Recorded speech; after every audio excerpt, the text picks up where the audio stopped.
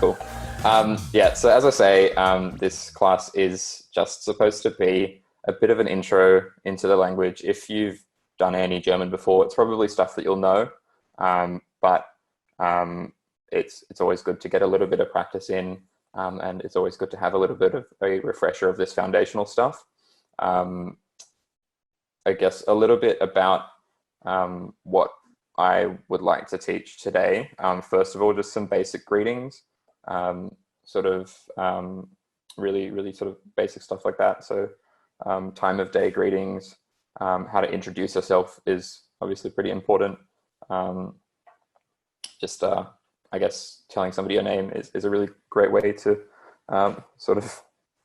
get started in a language. If you can tell somebody your name, then it's sort of an encouraging first step. The next thing I wanted to teach a little bit about is how to sort of work your way around a restaurant and a bar. I don't think there's any way that we can sort of teach a whole lot of language in such a short time, but I think if you know just a few basic phrases, how to order some food, how to order a drink, it's a really great way to get engaged in the culture. So I'll cover a bit of that as well. Cool, let's get sort of stuck right into it. So I do have a bit of a worksheet, or less a worksheet, more just like a kind of just a document that you can work along with me with, and it's also something that you can take away once we're done. Alrighty, we'll get sort of stuck right into it then. As I say, first thing I wanted to sort of let you guys know about is just some basic greetings and how to introduce yourself. Really sort of quite simple stuff. So I think we should try to cover it quite quickly, and then we can get into some of that more complicated stuff as far as learning how to conduct yourself in a restaurant or a bar. So there are some really sort of simple greetings. It's almost quite very similar to English, the way that German people greet one another. I guess one thing to take away about German language today is it's a lot more sort of polite than English language. So you can sort of say anything to anyone in English, whereas there's a bit more sort of formal structure to it in German. So if you don't know somebody well, there's a particular way that you should speak to them. And if you do know them well, then you can be a bit more informal. And one example of that is how you might greet somebody. So for example, if you know somebody quite well in German, it's quite okay to say hallo or even just hi.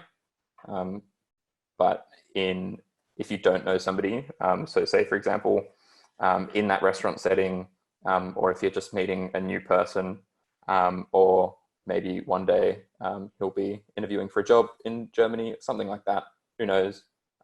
It's important to have a bit more sort of a respectful tone. And in those contexts, you probably want to use some of these top 3 greetings, these time of day greetings. They're much more formal and much more respectful. So again, there's a bit more structure to it in how we do these in German. In English, you can just say good morning to somebody whenever it's morning, and you can say hello or good day to somebody when it's sort of during the day or in the afternoon. And then again, you can say good afternoon or good night to somebody, or good evening, sort of in those later parts of the day. But there's actually a sort of formal structure and cutoff to when you can use these greetings in sort of good, proper German. So the first one is Guten Morgen,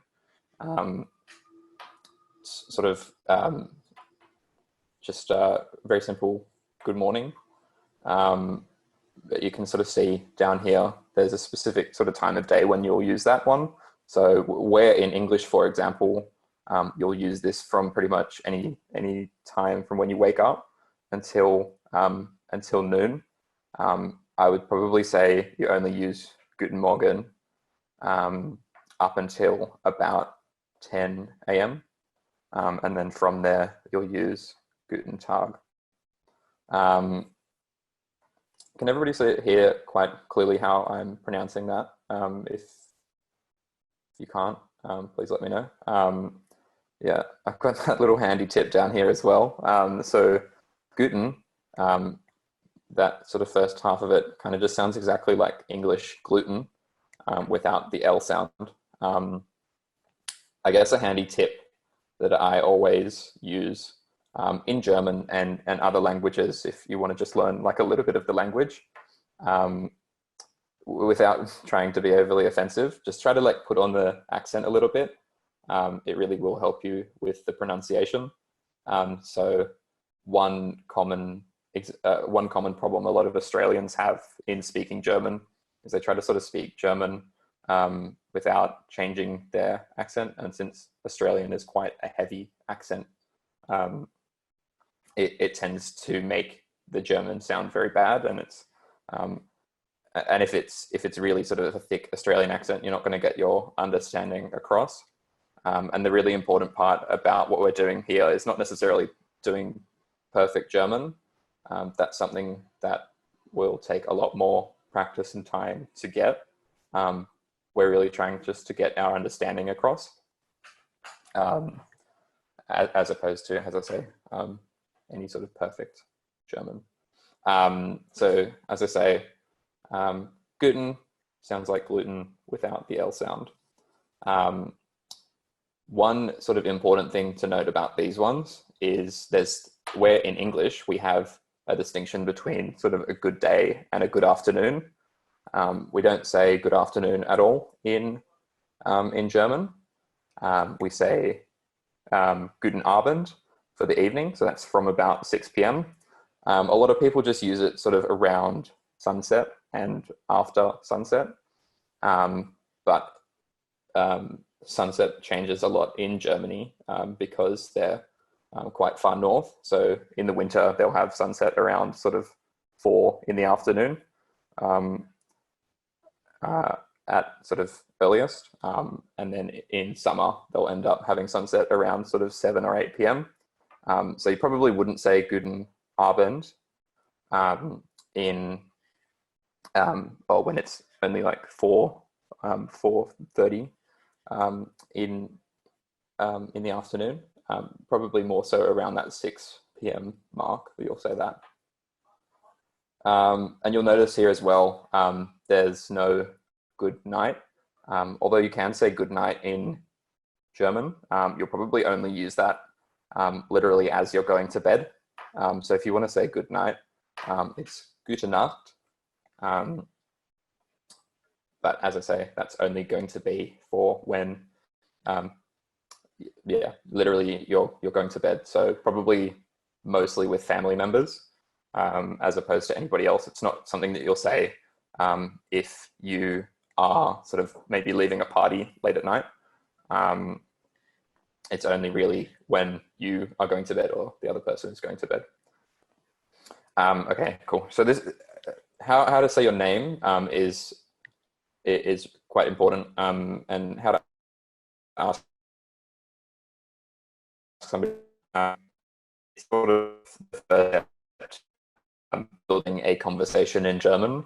And as I say, sort of getting meaning across is really important, as opposed to having perfect German. And the first step to getting meaning across is starting to build that conversational fluency. So if you can tell your name to somebody, and if you can ask for somebody's name, that is that first step in getting that language across. Now you notice this here. I don't know if you guys can see my mouse over the PowerPoint slide. We've got this sort of big B symbol. That doesn't make a B sound though. That's actually a German symbol called an S set, which basically is just a double. It's just a double S sound. So anytime you see that, it's not a B. It's kind of like the same sound that we make in English whenever you see a double S. So how to say your name, or how do you say what you're called, is ich heiße. So for example, my name's Daniel. Ich heiße Daniel. So that's probably, again, the more sort of formal, polite way of saying it. There's a couple of other ways of saying it. You can say my name is, or you can say I am. So you can say mein Name ist Daniel, or you can say ich bin Daniel. But again, that sort of more polite way, that more sort of polite language is going to be say I'm called. So ich heiße. Equally important, wie heißt du, is sort of what are you called. Now this here, there's a bit more, another level of complexity to that sort of formal language. When you're sort of more familiar with a person, you're allowed to use this word du for you. Whereas if you're not familiar with the person, you should probably use this more polite form, this more formal way of saying you, which is sie. So there's kind of a whole lesson there as to which one you should be using in any sort of given situation. But a general rule of thumb is if it's any adult that you know, you can probably use du. Or if it's a child or somebody younger than you, you can probably use du. Whereas if it's an adult that you don't know, whether it not really sort of formal language as far as if they're, I guess, more important than you or anything. So like if they're your boss, you're absolutely going to want to use sie. But it's really anybody, just a stranger in the street, you'll use sie with, just because it's more polite and it's less familiar. So that more sort of familiar one, again, is wie heißt du? And the more unfamiliar one to use with strangers is wie heißen Sie? So does everybody sort of understand that distinction there? It's quite important. German people are quite proud people. Although I'm sure if you are trying to speak their language, they'll be quite happy. If once you get sort of better at German, if they recognize that you're pretty good at German, it's a basic expectation that you can sort of use the respectful language when the situation calls for it. Again, another rule of thumb to use if you don't know, I would use the more respectful one. So wie heißen Sie? Next one, how are you? And how to respond to that. Oh, I should also say with this one, wie heißt du? The answer to that question seems kind of obvious, but the direct answer to wie heißt du is ich heiße Daniel, or whatever your name is. That's the sort of direct sort of conversational flow of that.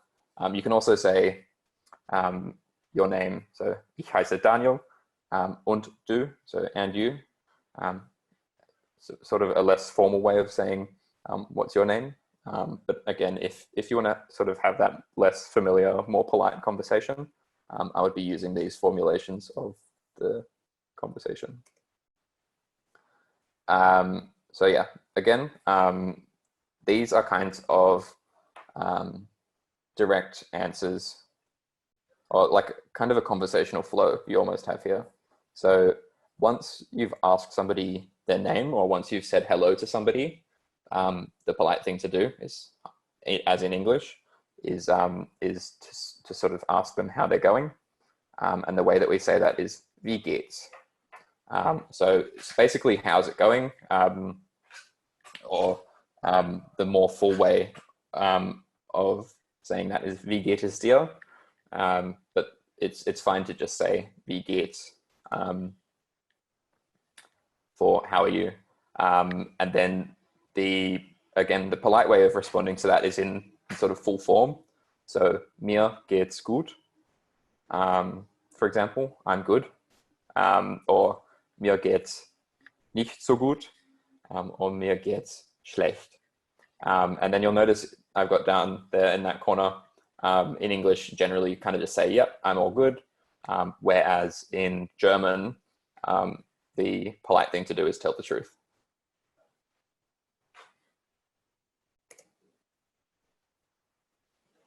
Okay, so was everybody sort of comfortable with that kind of really basic stuff? Was there any questions about that so far? Looks like we're all good. As I say, if anybody has any questions as I'm going, feel free to click the little hand up button, or just post something in the chat. And again, I will have a little bit of time to review right at the end, and sometimes to review as well.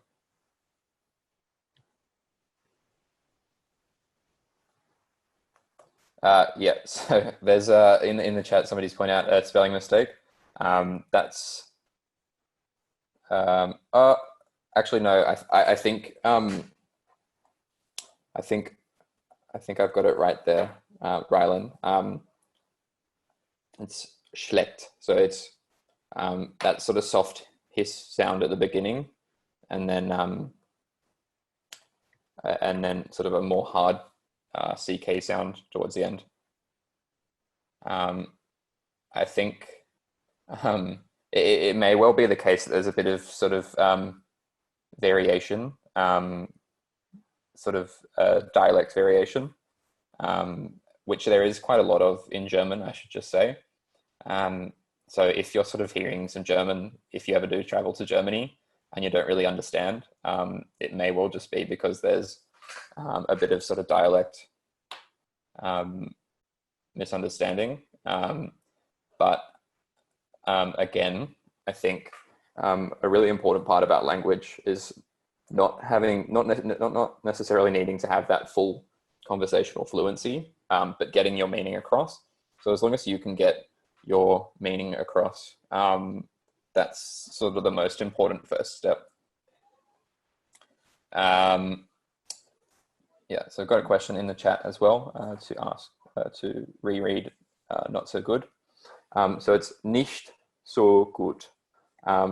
In general, an S, just a single S on its own, sort of makes a soft Z sound.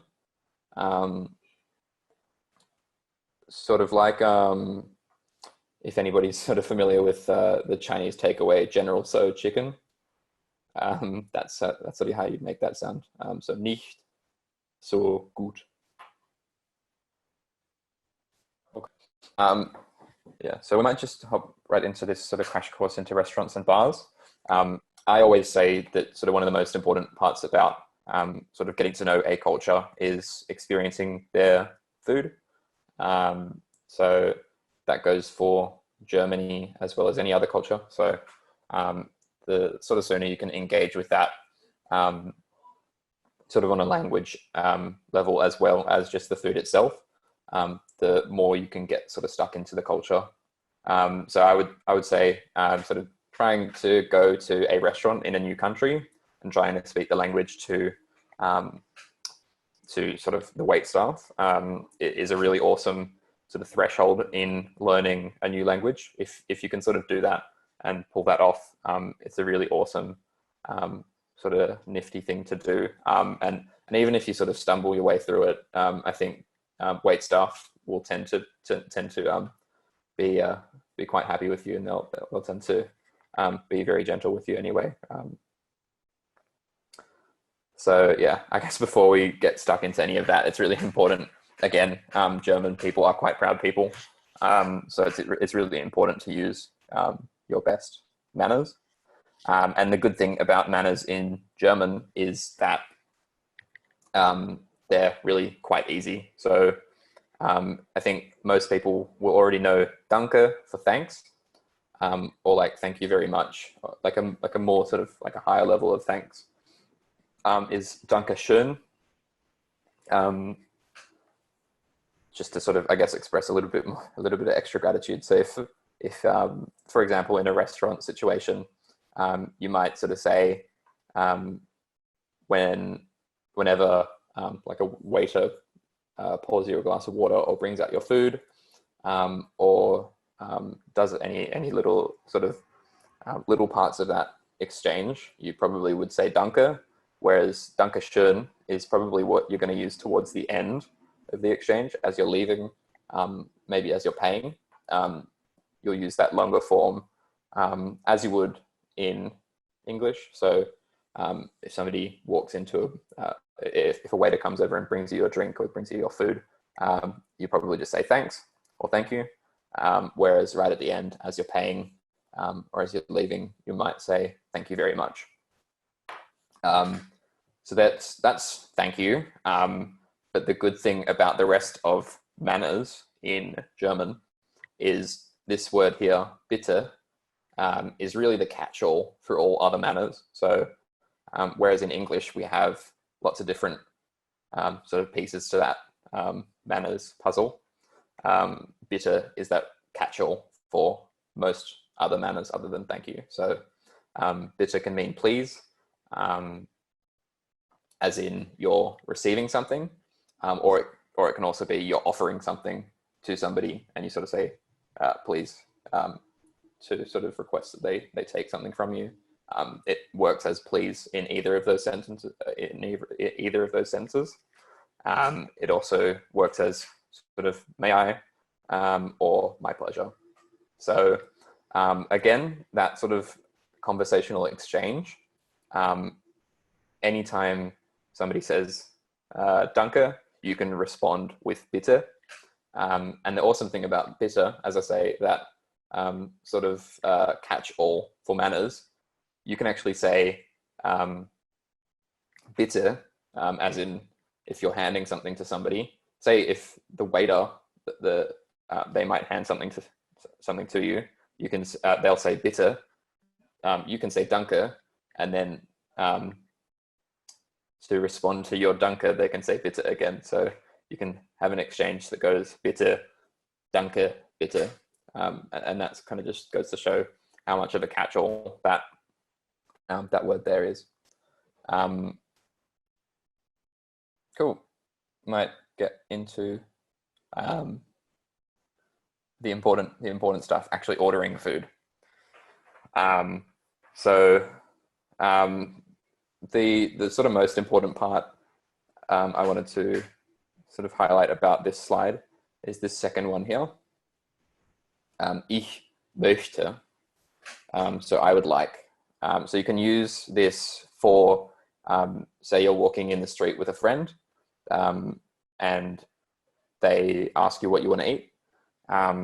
You can use this to say, I would like to go and eat, say, pretzels. Ich möchte Brezel. Or alternatively, you can use it in the sense of you're already in a restaurant and the waiter asks you what you'd like to eat. You can say ich möchte. So you can use it to say I would like to go get something, or you can use it to order something as well. So to use that in an example sort of sentence, if you wanted to order a beer, that's a nice easy one. Beer in German is just Bier.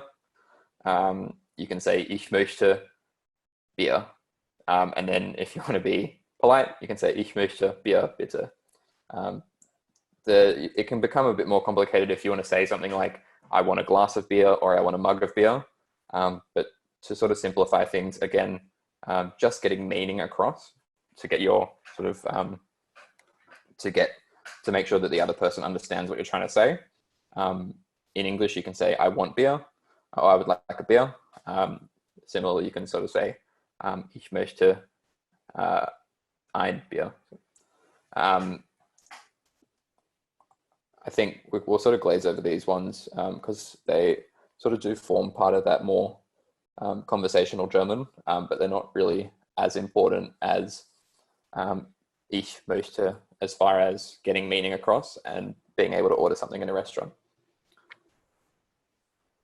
So here's some examples of some common sort of foods and drinks. that you'll probably want to be able to order. So the classic sort of holy trinity of German food is pretzels, sausages, and schnitzel. Fun fact, schnitzel isn't really a very German thing at all. It's more sort of Austrian. And where in Australia we tend to have sort of a chicken palmy, the traditional way of eating a schnitzel is a pork schnitzel or a veal schnitzel. But those are sort of the quintessential German sort of foods that I suppose a lot of people like to be able to order when they go and eat somewhere German. You'll notice here in German, you don't actually say pretzel with a P sound, you say Brezel with a B sound. That's the sort of traditional way of saying it, although you'll certainly hear people saying pretzel in cities, particularly Berlin, where they adopt a lot of English anyway.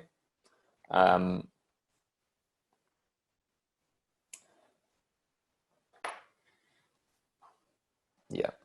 I guess as far as ordering drinks, here are the really important ones that I think everybody wants to be able to order. The most important one, obviously, being water. Simply Wasser. So I guess going back to this slide here, ich möchte Wasser, bitte. You can order a glass of water, or you can also say, ich möchte ein Glas. So just a glass. But either way sort of works.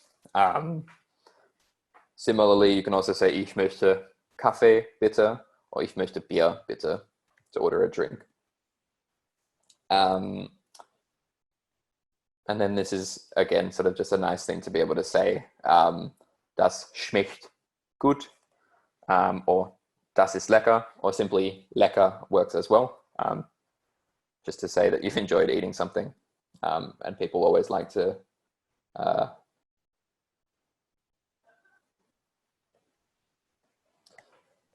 sorry, just had a question in the chat as well.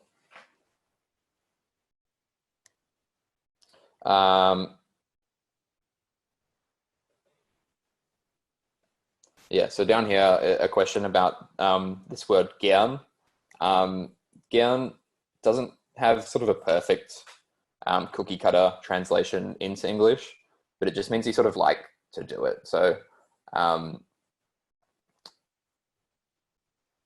for example, if you like to eat Schnitzel, you can say, ich esse Schnitzel gern. And that just sort of means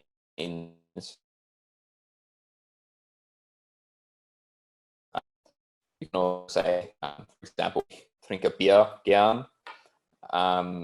It's sort of, I guess, just a useful one if you want to express that you enjoy doing something.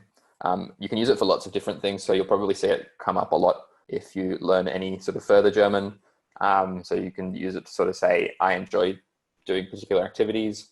But in this context, it's just a great way of saying that you like eating something or you like drinking something.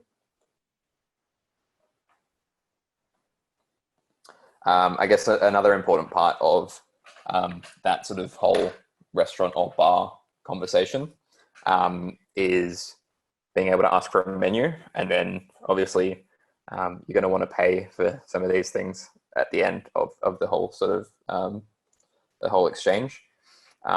So to be able to sort of pay or ask to be able to pay, or you can also just ask for a bill. So again, the sort of full polite way of asking for a menu is just this first one here. So, darf ich bitte die Karte sehen? You can also say, darf ich die Karte sehen? But it's obviously more polite to include that bitte for please.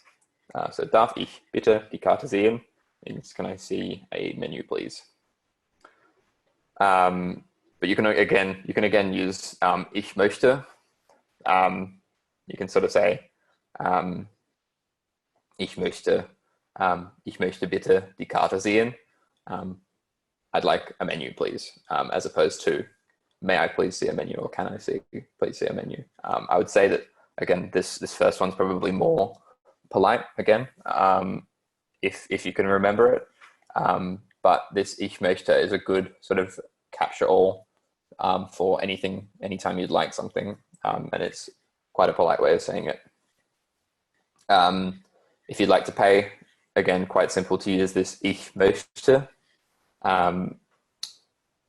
All you've got to do is change what you'd like, and bezahlen here is to pay. So you can say ich möchte bezahlen, or you can be even more polite and you can say ich möchte bitte bezahlen. So I'd like to pay, please. And then again, a slightly nicer way of expressing that is to ask for a bill. So darf ich bitte die Rechnung haben? May I please have the bill? And I guess what these two here are really good for is German numbers can be quite difficult if you're sort of not familiar with them. So if you're not familiar with the numbers, you can simply use these, and then somebody will bring you a bill, and then you can see the number written down so that you can handle that more easily. The good thing about traveling to sort of Western Europe is they all, or most of them, use the euro, so you'll be using the same currency, and therefore the same currency will show up on your bill. And it's a bit easier to sort of navigate that than sort of ask somebody, oh, how much is that? And then to get a response that you don't understand. So yeah, quite simple.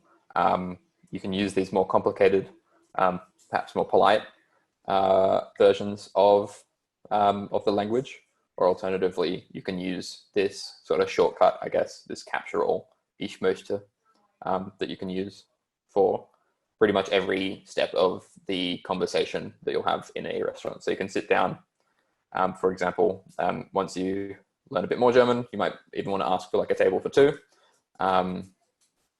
You can use ich möchte for that. You can use ich möchte for I want to order some food. You can use it for I'd like to pay. And you can use it for I'd like the bill, please. Again, you can use this sort of more complicated language if you wish, but if you ever do get sort of stuck,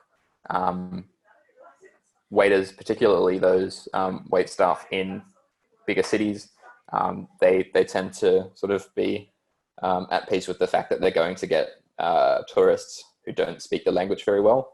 If you do get stuck, I'm sure they'll probably help you, and they can probably even speak some English, but if they don't, you can always do sort of your best to non-verbally communicate your meaning, and I'm sure you'll sort of get through it. As I say, it's a really cool step to even just try to sort of have that exchange in a different language. But if you try and you sort of get stuck, you probably will get through it fine anyway. Yeah, so sort of having said all of that, is there any questions about any of that restaurant and bar exchange, or is there any questions about any of the other stuff I've covered so far? I guess now is also a good time to ask if anybody has any sort of specific questions. If you've already done a bit of German and you might have already covered some of that stuff that I've just spoken about, now is a good time to ask. Now is a good time to ask any sort of other random sort of bits and pieces. So I've just had a question in the chat. Okay, I'll cover the first question first, and I'll cover that one as well. But that is a good question about the not being able to speak German. I think it's always good to try to speak German first, and then if you can't speak German, then it's also good to have a bit of an out as well. So the first question, I guess, to cover is that one from you, Rika. Apologies if I've mispronounced your name. That's so, right. Okay, sure. So pretty much the SS and the SZ symbol, the B symbol, there is not really any difference between the two. And if you're not German, it'll probably take a lifetime to learn the sort of full difference between when you should use it and when you shouldn't. But as far as actually reading words and how words are pronounced, there is actually no difference. So for example, in Swiss German, they don't use any accents at all, but it's still exactly the same German. It's just, as sort of a country, they've decided not to use any of the accents to sort of reduce confusion. But as far as how they're actually pronounced and how you read them, they read and are pronounced exactly the same way. It's just sort of similar to how in English we tend to form spelling in different ways, just based on different sources of the language. It's sort of just like archaic ways of spelling things. But as I say, there's no real difference between how they're pronounced. Hope that sort of covers that. Yes, thank you. Yeah, sure. Yeah, as I say, you'll probably never be able to sort of know, like if you hear a word, you'll never really know until somebody tells you whether an SZ or simply a double S is used. It's sort of something you just have to learn for each individual word. But again, it doesn't really matter. And a lot of the time when you get those SZ words, if you don't use it, if you use a double S as well, people won't really care. But yeah, not sort of a substantial difference between the two. The next question was about whether how to say I can't speak German. Do you speak English? Really easy. So instead of saying I cannot speak, or I cannot speak German, or I don't know how to speak German, you can simply say ich kann nicht Deutsch. Again, you can sort of say kannst du English, or again, there's a sort of more respectful way of saying that. That Z version, that more unfamiliar version. If you're probably only ever going to use this with somebody if sort of you're less familiar with them. If they're a stranger, if you're trying to explain to them you don't speak German and you'd like to ask if they speak English, you can say können Sie English. It's not really do you speak English or do you speak German? It's can you English or can you German? So yeah, I guess a good one to a good one to sort of have in your back pocket just in case. The sort of follow-up question to that one from Ryland was ich kann kein Deutsch sprechen. That's fine too. It's just a bit longer, so either way is fine. That's, yeah, again, it's just a sort of more direct translation. I guess a good way of thinking about German language in general is if you think about Old English, what somebody might say, because English is substantially a Germanic language. If you think about how somebody might form an English sentence, if they were in like a play or something, in like Shakespeare, just the way they might form a sentence that way is probably the way that you're going to form a sentence in German. So that's actually a good example. Your one there, Rylan. In English, you'll say, I don't speak any German, or I don't speak any English, for example.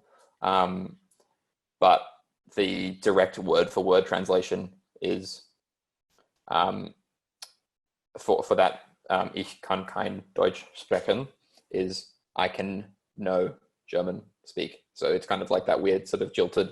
It's almost the way that Yoda speaks in Star Wars. It's kind of a bit back to front. and a bit olden days, kind of that.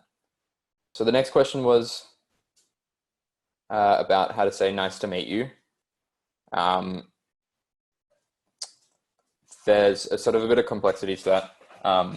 Sorry, the second part of that question was also just go back to the food and drink slide. So I'll just leave it on that for a second. There's a couple of ways of going about that nice to meet you. In English, when you meet somebody, you might sort of say, it's nice to meet you. But sort of similarly, so you'll sort of say, it's nice to meet you, right as you meet them. But similarly, you'll sort of say, as you're leaving, it was nice to meet you. So that language is sort of constructed very similarly. In German, however, I think there's sort of two different ways of saying it. It can be a little bit tough. It can be a little bit tough to say this one. If we look back here, Dankeschön. So that schön, it actually means beautiful, but it's sort of similar to this bitte word in that it sort of captures a lot of different meanings. So it means beautiful, it means pretty, but it also means nice. So there's a couple of other words for nice as well in German, but this word schön is probably the one that you're going to want to use in this context, sort of nice to meet you, or like almost beautiful to meet you. So again, using that that formal sort of C language, the way that you'd say it was nice to meet you is schön Sie kennenzulernen, or you can also sort of say so that this word kennenzulernen means sort of to get to know, whereas you can also say treffen. It's sort of nice to treffen's like meet, whereas kennenzulernen is get to know. That the German way of going about that is going to be sort of like be a bit more concise in your language, as opposed to saying nice to meet you. It's sort of more polite and more correct to say it was nice to get to know you. Okay, cool. So the next question was about going to a restaurant, not the language necessarily, but I guess just like the actual process of it. So and I don't believe in most circumstances there's an expectation that you tip the wait staff. I think it's more like Australian culture, where you'll tip them if you really thought they did a stellar job. If they've done something outstanding that you really want to reward that behavior, as opposed to the expectation that you're paying for the service like in the US. So there's no general expectation that you tip, although obviously they're going to appreciate it if you do. I would say it's more so something you do if maybe you don't want to take the change like in Australia, or if you really want to reward like it's some really stellar service. I think that's a good question about the table water. I believe a lot of restaurants in Europe in general, and as well as in Germany, they will have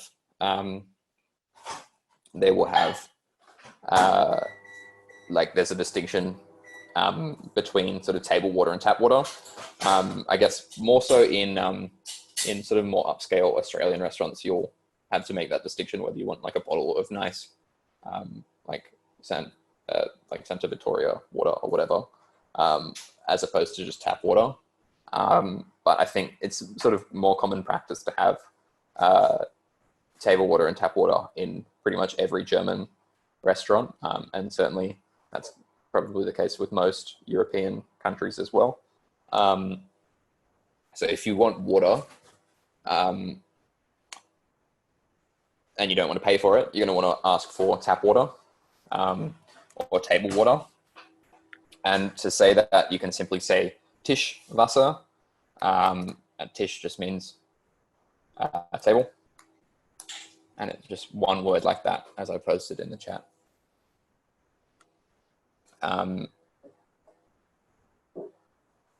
To make the distinction, they may ask you if you want a bottle of water, in which case they'll probably say something to the effect of möchten Sie eine Flasche Wasser?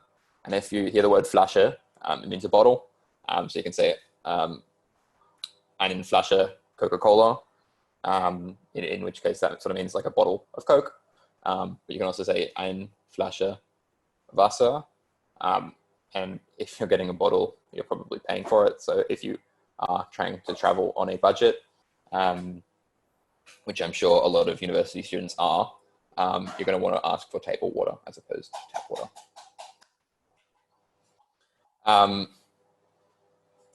So next question was about content. No, sorry, not about content. It was about lesson next week. Next week, I had planned to do the same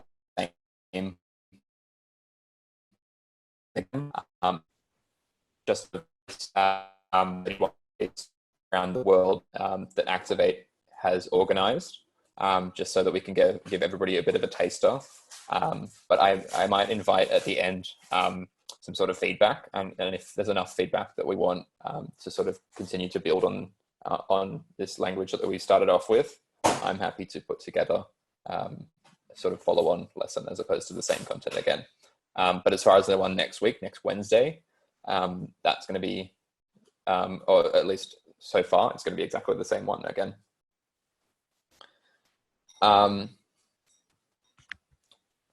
Sorry, excuse me. The next question was about the restroom. In German, there's sort of two different ways of saying restroom or bathroom. Bathroom, sorry, again, German, they're quite precise. So if you say bathroom, they may actually sort of get the impression that you're talking about a bathroom like you might have in your house. So a bathroom tends to imply there's sort of a shower in there. There's a toilet as well. Whereas if it's just a sort of restroom, like as you have in a restaurant, they actually borrow the English word water closet, but they abbreviate it to WC. So you can actually just say, where is the water closet? Obviously in German, and the way that you'd say that is wo ist die WC. So that's just the way that you'd say the two letters WC. It's WC.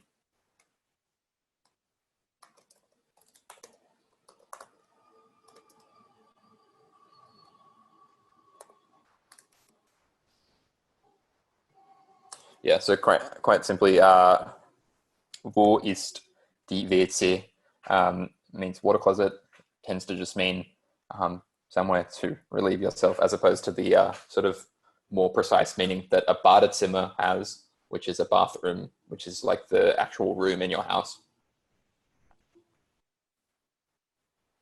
Sorry, Rylan, yeah, you are correct. You can also use the word Toilette. German does tend to borrow a lot of language from English, and I think in that case it actually borrows from French, but yeah, it borrows a lot of sort of similar words, and you can use that as well. So you can use Toilette, or you can use WC. I think WC tends to be sort of a bit more modern, like it might be something that you use in sort of cities, whereas in sort of towns you probably use that more traditional German Toilette. So the next question, sorry. The next question was about whether we've got any sort of speaking events upcoming. Very, very clever of you. We might want to put that in English as well. Basically, the question was, are we going to have any sort of speech events? Thanks, Rika. Yeah, whether we've got any sort of speech events coming up. in the near future. I don't think that we can at the moment, simply because we can't use any university space while the coronavirus is happening. Although it may well be that we have sort of a Zoom conversational sort of setting. We might even do like breakout rooms, something like that. Again, I will sort of invite sort of discussion or sort of feedback as to what everybody's next steps, what we'd like to do. Yeah, sure. I'll take that under advisement. I might put it sort of like a poll out on our social media. So if you're not already following that, probably good to do so that you can sort of register your feedback, but I will sort of take that under advisement. I think, yeah, it would be good to sort of have a bit of practice so that everybody can sort of put their new German language skills to the test. The one sort of cool little tip that I had, just in case nobody asked any questions, was a couple of cool sort of useful words that you can almost sort of expressive words that make you sound like you're a bit better at German than you might be practiced, and sort of some good words to be able to sort of fudge your way through a conversation, and sort of discursive words that are really useful and are really sort of like proper good German. So German people will use these kinds of one-word expressions to get their meaning across. So the obvious one I'm hoping most of you know is yes or no, ja and nein. So those are obviously really good if you don't quite understand a sentence or don't really know how to fully respond to a sentence. It's always really good to be able to just respond as a ja or nein, just to sort of express your assent or dissent to an idea or a question.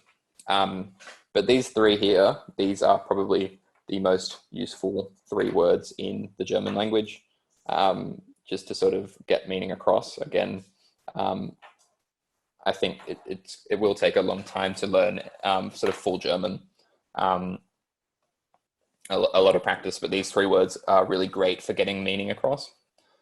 My personal favorite one is, this word here, genau, and it means sort of exactly or precisely. So if somebody asks you a question, like a yes or no question, and you want to say yes, but like in a really firm way, or if they ask you, like, for example, if they detect your Australian accent or something like that, and they ask you if you're from Australia, you might sort of say genau as like exactly precisely, or like even sort of spot on. Yeah, you got it right away, hit the nail on the head. And that's a really sort of German word. A lot of German people use that word almost like a catchphrase because they like precision. And then these other 2, echt und stimmt, are really great because they can be used as questions or statements. So if somebody says something and you want to sort of say like, oh, really? You can sort of say echt as a question, or you can also say, again, to sort of like really hammer out a point. If somebody asks you a question and you want to say, yeah, really, you can say echt or ja, echt. Again, stimmt can be used as a question or as a statement. Quite similar to genau, really, but sort of just a bit more subtlety to it. It's like, yeah, that's correct, or that's true. And again, you can use it as a question. Stimmt, is that so, or is that correct, or is that right? Just to close up, I wanted to share a couple of sort of tips that I personally have used to improve my own German. And in general, I think they're really good tips just for learning any language, really. But German, absolutely, they'll work as well. The first one is get yourself a Duolingo account and set it so that you have to practice every day. It'll probably annoy the shit out of you, to be honest, but it's really, really good just for picking up new words every day. I think the best way of learning any language is making sure that you're immersing yourself in it fairly regularly. So whether that's doing sort of classes like this or sort of less full-on stuff, like spending 5-10 minutes on Duolingo in the morning, it's a really great way to make sure that you're sort of keeping up with the language. Duolingo is really great because it breaks it up into specific categories, and you can sort of also pick you can sort of pick specific things that you want to do, but you can also sort of pick which specific level of a language you're at. So for example, if you think you're already pretty good at German, you can sort of set it so that it sort of starts and assumes some knowledge, or you can start right from the beginning. I personally would suggest that you start right from the beginning, just so that you really nail those fundamentals. And yeah, chat is sort of saying that they really like Duolingo. I really like it as well. I used it a bit for Spanish. I think they've got Mandarin on there. They've definitely got German, and they're adding new languages all the time. So if you're into sort of learning a little bit of language before you travel somewhere, really great for doing that, but it's also really awesome for sort of keeping up with a particular language. Rylan says, I also keep a journal on how to learn German, so that way I have notes. Always good to have sort of paper notes, particularly if you want to learn more than just speaking. Really great way to work on reading and writing as well. And I would encourage you, if you are doing that, to not necessarily just write your notes in English or any other language that you're familiar with. Try to write it as much as possible in the language that you're learning. It really helps sort of engage that further step, that further sort of part of your brain. That really sort of like holy trinity of learning languages is the speaking, but not just the speaking, the reading and writing as well, and also hearing. Hearing is a really important one, and also reading and writing is going to sort of really hammer in that knowledge and really sort of formalize that knowledge as well. So it's awesome to be able to sort of hear and understand German, and I think that's the first step. Speaking, it's also really a powerful thing to do with any language, but if you really want to know a language really well, you need to sort of practice some reading and writing as well. That's an awesome tip, Rylan. Actually, what I was just about to get into was, as much as possible, trying to do some things as much as possible in German. So Netflix is really good for this. You can actually change the language of most of their programs into other languages, and most programs will have it in German as well. And if you put the language in German, you can put the subtitles to English, so you can sort of understand what's going on in the show, but you also sort of build that word association. So whenever you hear a word that you know, you can read the subtitle and sort of make that connection there. And it's really great for pretty much anything. For a long time, I had my Facebook in German, for example. If you play any video games, you tend to be able to change the language to German, stuff like that. And then I've got a couple of examples of really good shows for this. Goodbye Lenin's a classic. It's got this guy here, Daniel Brühl. He's a very famous German actor. You might have seen him in some sort of Marvel movies, but he's also in this movie Goodbye Lenin, which is about the sort of fall of the Berlin Wall. And this particular guy sort of doesn't want to shock his sort of decrepit, I think, mother. She's sort of unwell and doesn't want to give her too much of a shock. So he goes on this sort of adventure of trying to pretend like the wall hasn't gone down, so that she's not shocked. And it's quite interesting sort of historically to see some of that stuff. So if you're a history buff, there's never going to be any shortage of any German films to watch, or films in German about sort of history. But these two here are sort of more sort of like sitcom-y style shows. I think each of these have a movie as well as a TV show to go on with it. There's heaps of content there that you can sort of skim through. But yeah, thanks for that, Rylan, as well. It's a good tip. And then sort of as a final step, if you have any sort of specific questions, you can always sort of get in contact with the German Society here at UCS. That's my email there. You can reach me on. If you have any sort of questions where to sort of find resources and things like that, I'd be happy to help out. I have a couple of sort of digital textbooks that I'd be happy to share if anybody's interested in those, which have, again, some sort of more sort of formal language. So they have some sort of like worksheets and a bit of like reading and comprehension and that kind of thing that I think would be a really great resource if people are interested in learning a bit more sort of formal German as opposed to more sort of like conversational stuff. Question in the chat: what prompted me to learn German? I guess I was lucky enough to be able to do it in school. So in my year 7, I think they made us do like a yeah, Samantha. Sorry, I'll just interrupt myself because I think maybe getting you guys some resources is more important than talking about myself. But yeah, if you want to email me on this email here, I can send you the textbooks. Yeah, so I think our year 7 made us do